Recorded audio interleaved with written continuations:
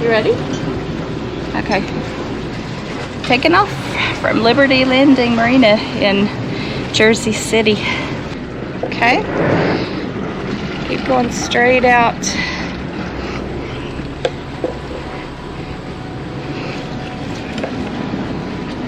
Okay, you're clear. Looking good, Sam. Okay. I don't see anything moving in either direction yet, but there are also some really giant boats right here, out here on the end. Okay. Well, I don't see anything further down. You're good. Ooh, very bright. New York City, straight ahead.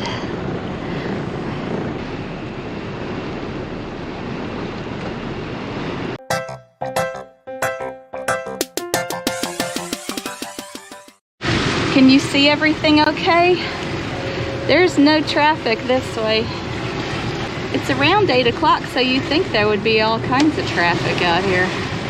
Oh, which direction? Okay. I spoke too soon. A lot of traffic now on this side. We're in the wake of that first ferry that just passed us on the port side. One moving ahead of us. Traffic can get really crazy in this area, moving people around from one shore to the other. See the point of the Empire State Building over there. We saw it at night last night and couldn't get over. You know, when we were kids, that was the tallest building. And now you can barely find it in this group, and it's certainly a lot shorter than all these over here. Progress, I guess. Jersey City over there. And New York City over there. Well, we are northbound, going up the Hudson River. Actually, trying to ride with the tide a little bit. And over on the left we have Hoboken. We're kind of a beam of Hoboken, and then over on the right side is Chelsea. And it's kind of evened out here a little bit as far as the water conditions. As we came out of there, there was just first we thought, oh, looks pretty calm, and then wow, about 5 or 6 ferries going across, and pretty good wave conditions through there, so trying to navigate through that. But it's a beautiful morning, probably about, I don't know, 75 degrees or so. Got a light wind blowing down here. And we'll be coming up on a bridge. And one of the things that I do, particularly in these areas here, sightseeing, is, you know, you look out there and it's just beautiful, but you can go to your map program, whether it's Google or Bing or whatever map program you have, and kind of the GPS will zoom you right in, and you can kind of see what's off to the side, and just do a little sightseeing while you're traveling. We're traveling here at about 9.2. We've got a throttle back, taking advantage of probably about a one knot tide pushing us up the Hudson River. And the tides in the Hudson can be, you know, around 3 feet is what I've seen. The further north you get, the further, less impact they have. But it's still a pretty good swing when you look at, you know, that's over 100 miles that the tide is pushing you up there. As we get up around the corner here, we'll see the Intrepid.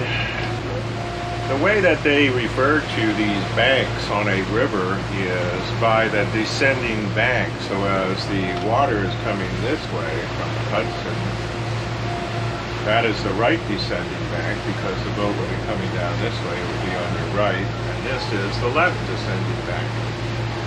So a way to say, you know, hey, which side are you on, whether going east or west, referencing right descending bank, left descending bank. You have to know which way the river's going, of course.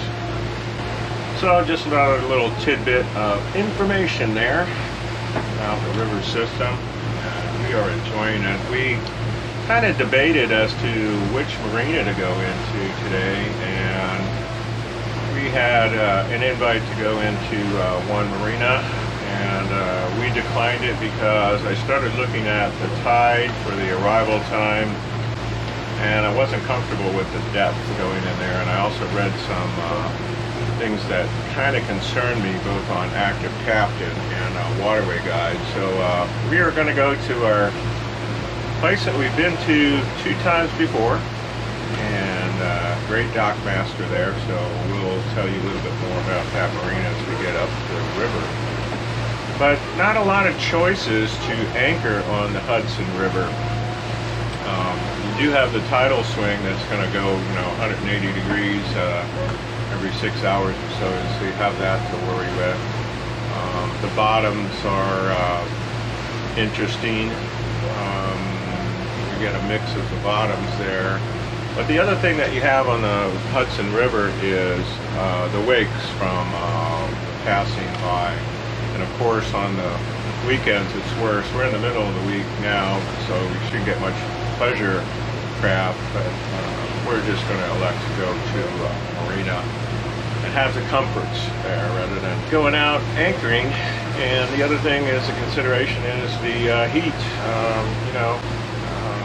Starting to get up into the higher 70s, maybe middle 80s, and I guess it would be a little uncomfortable. So we would have to run the generator out there to keep us cool enough. And I'm not really a fan of running the generator for the air conditioning. I will if we have to. So at Pier 66 there on that New York City, the Manhattan side, or the left descending bank, there is the Intrepid Air and Space Museum, and the Intrepid was an aircraft carrier and served in World War II, so a little bit smaller than the aircraft carriers we have today, that's for sure.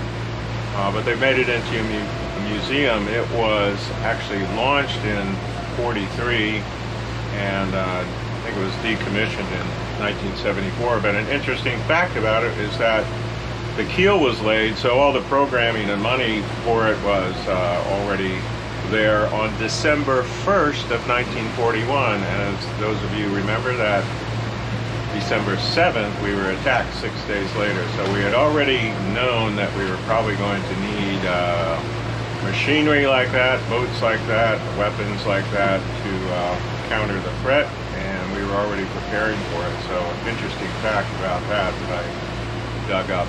We are coming up on the George Washington Bridge, and from over on this side, the Palisades area goes over into Manhattan and the lower part of the Bronx.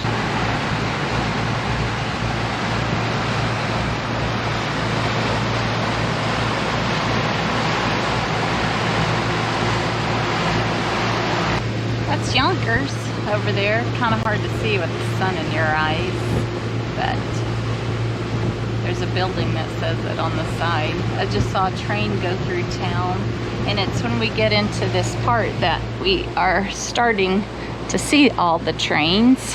Happens to be a big ship here in the center of the Hudson, just anchored, just hanging out, just doing its thing. For a long time we couldn't tell what it was doing because we knew it was getting bigger as we went along, and we didn't know if it was coming toward us. I mean, we were guessing it was coming toward us because it was getting bigger, but it's not. It's just anchored there. So we're coming up on the Tappan Zee Bridge. It is 3 miles long, and in, I guess, bridge history, it's a relatively new bridge. 2017 it opened, and it replaced the bridge. I'm trying to see if I see any remnants of the other bridge. I don't. The other bridge, the original one, was 1955 up until 2017 when they built this bridge. It's 3 miles long, and those suspension towers there are 420 feet high, and there's 140 feet of clearance below the bridge. A beautiful bridge. Love to see it, what it looks like at night. I'm sure it's very pretty. We ended up at Croton-on-Hudson in Half Moon Bay, and we had this map that Steve, the dockmaster, gave us from our first trip there. This is our third time at Half Moon Bay. So shout out to Steve at Half Moon Bay. It's a great location, and hopefully they get the dollars they need to reinvest in the marina there. We then put some bags together for the Lockmasters upcoming. The first trip we went through the Erie Canal, we were able to do this, and they liked it. The second time, we had that nasty thing going around the world. We couldn't do it, and so we're looking forward to it this time, putting bags together so we can thank the Lockmasters on the Erie Canal. So if you're not on our newsletter list, sign up at whatyachttodo.com. Hit sign me up, and we'll send you some stuff.